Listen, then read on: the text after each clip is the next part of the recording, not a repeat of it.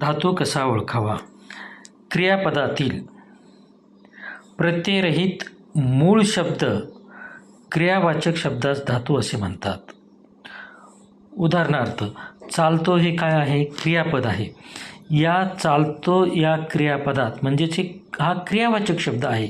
क्रियापद म्हणजे काय? क्रियावाचक शब्द.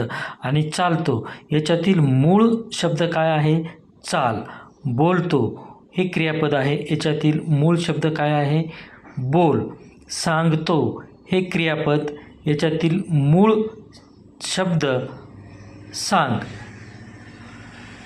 उदाहरण बघूयात. राम फळे विकतो. विकतो हे काय आहे? या वाक्यातील क्रिया दर्शवणारे शब्द म्हणजेच क्रियापद. आणि याचा जर मूळ शब्द बघितला आपण तर तो आहे विक. म्हणजेच क्रियापदातील प्रत्ययरहित मूळ शब्द क्रियावाचक शब्दास धातू असे म्हणतात.